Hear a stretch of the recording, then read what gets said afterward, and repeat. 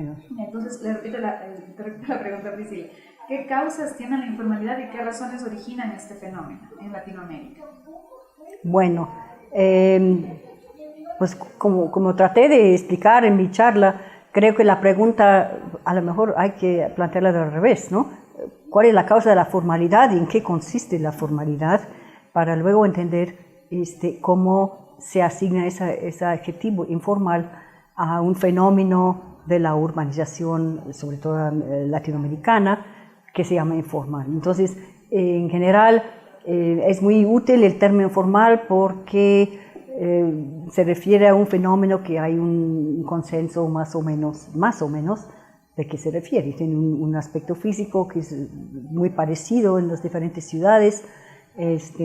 Son viviendas autoconstruidas, son viviendas que generalmente llegan a tener una densidad muy alta, son viviendas pues entre todos iguales y cada uno es diferente, es vivienda que generalmente tiene deficiencias, ya sea carencias de infraestructura o agua, etc. Pero bueno, regreso a la pregunta, ¿cuáles son las causas de esto? Yo creo que en principio todo es informal. El problema no es la informalidad, el problema es la falta de recursos para construir viviendas de mejor calidad. Inclusive yo veo en Loja, en el recorrido que hicimos ayer, que bueno, la informalidad en cuanto a características físicas de la vivienda pues es lo más normal. Desde luego es la parte histórica y cada quien más o menos hacía las viviendas dentro de ciertas reglas que existían, pero sobre todo en la periferia pues la gente hace la vivienda a su gusto, pero en la vida que tengan recursos, pues este gusto es más o menos adecuado y pues no se considera como informal. Y también parece la informalidad, en el caso de Loja, se refiere a la situación de la normatividad urbanística, que se tiene permiso para urbanizarse, más quizá en menos grado el apegarse a los reglamentos de construcción, que por lo que yo vi, que no hay un apego muy estrecho pues a una normatividad en cuanto a construcción. Entonces creo que el fenómeno de la informalidad, como se acepta con carencias, con problemas, es un problema de pobreza, de bajos sueldos, de que nadie paga impuestos, de mal distribución del ingreso. Esas son las causas, pero no es la causa de la informalidad, es la causa de la mala calidad de la vivienda que se produce tanto por los informales como los que están totalmente apegados a todos los reglamentos. Ya, ¿y cree usted que las razones de origen que se dan en México, que es el tema que tú manejas bastante, son similares o podrían ser similares a lo que sucede en toda Latinoamérica? Yo creo que hay raíces comunes. Y una de las raíces comunes es justamente la idea de que la ciudad, como me planteaste la pregunta, la ciudad tiene que ser formal. Esa es una idea que se hereda de la colonia y que no, por ejemplo, no lo encontramos en Europa, porque las ciudades europeas no nacieron así. Las ciudades nacieron espontáneamente, sin estatutos, sin reglamentos, bueno, en algunos casos sí. Pero en el caso de América Latina, las ciudades fueron fundadas, la mayor parte de las ciudades fueron fundadas por los españoles con estatutos, con normatividad. Entonces, esa es la idea, lo ideal es, se acepta que debe haber una normatividad que se aplica.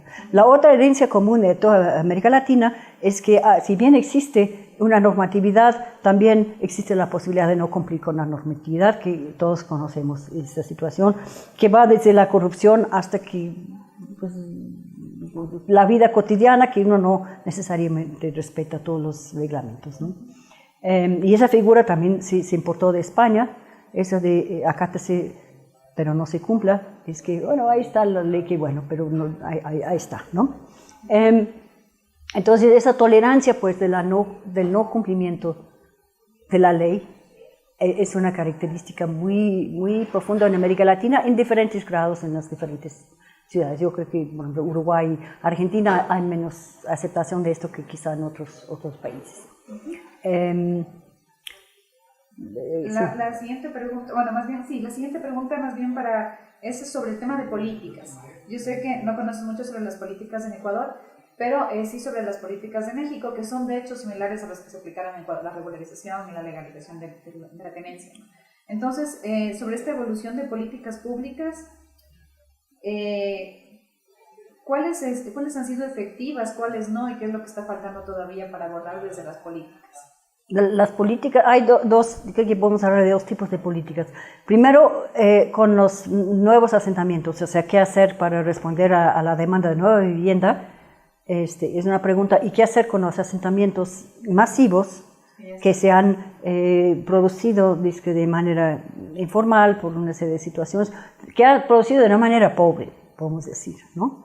Sin quizá las inversiones a fondo? Bueno, en cuanto a la política que hacer con la nueva demanda, lo que se ha comprobado que la alternativa, por lo menos para una parte de esta vivienda llamada informal, yo prefiero usar el término urbanización popular porque pues es el esfuerzo de la gente que ha hecho esa urbanización tan impresionante.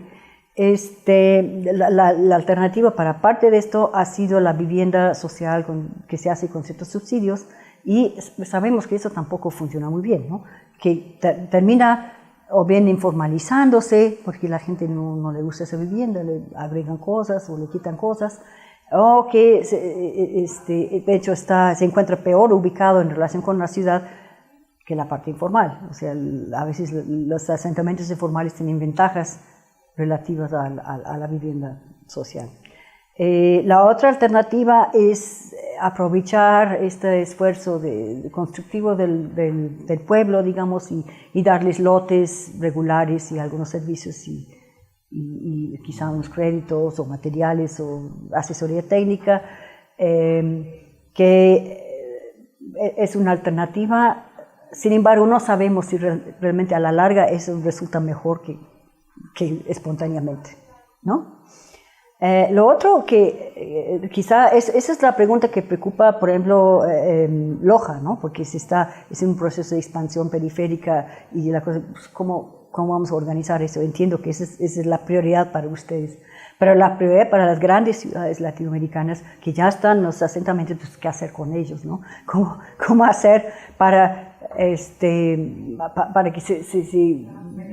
se recupere ese sentido de comunidad que alguna vez tuvieron, que no se caigan, que no se inunden, que las casas estén más seguros, que llegue el agua, que haya seguridad, que haya trabajo, que haya todo eso?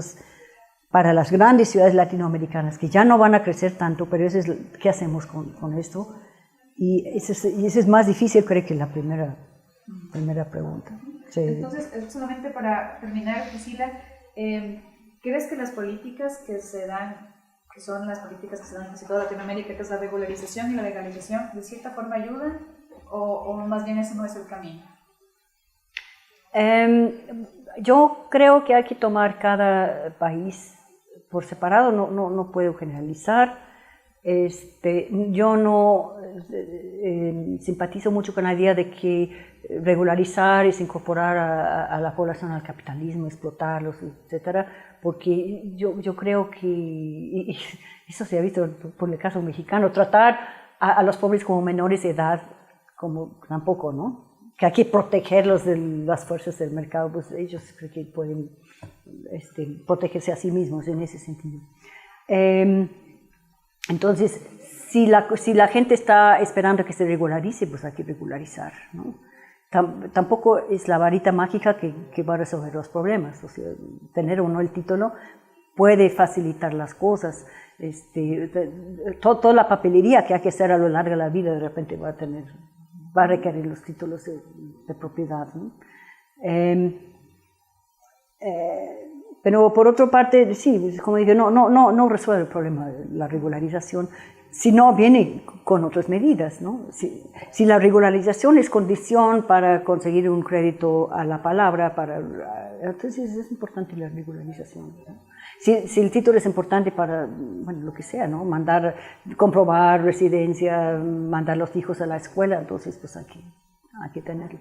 Pero la regularización no va a conseguir las escuelas, ¿no? Yo creo que con eso ¿Ya? está todo. Muy bien. Muchas gracias. Bueno, ¿no?